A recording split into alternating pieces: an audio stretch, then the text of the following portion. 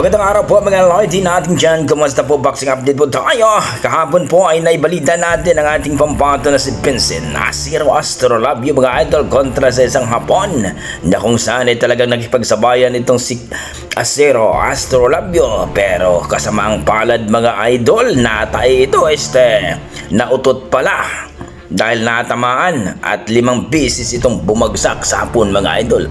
Matibay nga ang ating pambato mga idol dahil sa isang bagsak pa lang kung hindi ka matibay ay hindi ka nababangon. Pero 5 beses itong bumagsak mga idol, patunay lamang na talagang matibay itong si Vincent Acero Astrolabio mga idol. At binalikan nga itong si Jack Tipora mga idol, ang kanyang coach, na kung saan ay sinabi niya na bago ang laban, kapag matamaan daw sa tiyan itong si Astrolabio, iutot lang daw ito mga idol dahil matibay talaga ang katawan ni Astrolabio, kanyang budiga. Kaya etong si Astrolabio mga idol, gumapang man, bumagsak man ng 5 beses, pero nakita natin ang kanyang determinasyon. Kung baga mga idol, matibay talaga ang kanyang budiga dahil kung hindi ka matibay, isang beses ka lang matamaan sa budiga, siguradong hindi ka nababangon mga idol. Pero itong ating pambato na si Astrolabio ay nakita natin na grabing tibay din talaga mga idol. 5 beses bumagsak pero bumangon pa rin.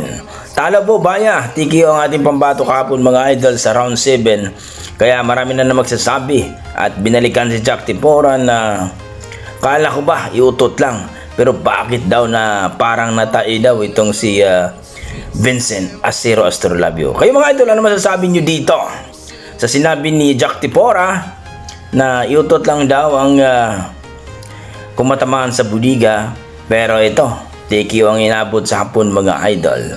So gumapang na naman uli ang ating bida na si Vincent Acero Astrolabio. Sa kabilang banda mga idol, ito nga ang ating pambato na si Cuadrolas Casimero.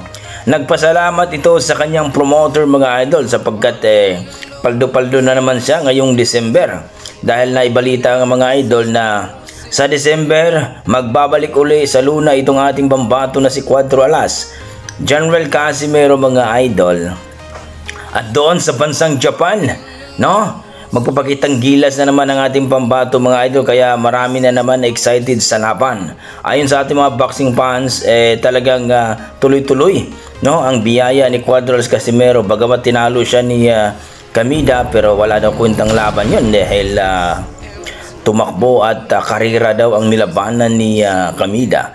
So excited din ang mga Hapon dito mga idol sapagkat itong si Casimero mga idol talagang sikat na ito sa bansang Japan dahil ito yung gustong makalaban.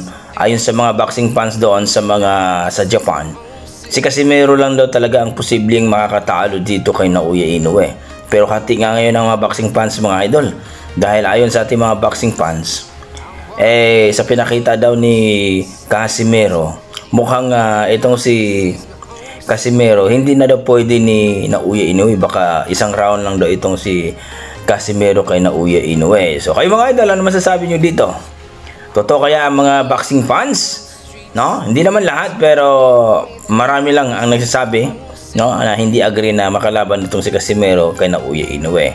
Kakayanin ba kaya ng ating pambato na si Cuadrolas General Casimero na talunin etong si Naoya Inoue? Please comment down below mga idol para ating pag-usapan. Maraming salamat.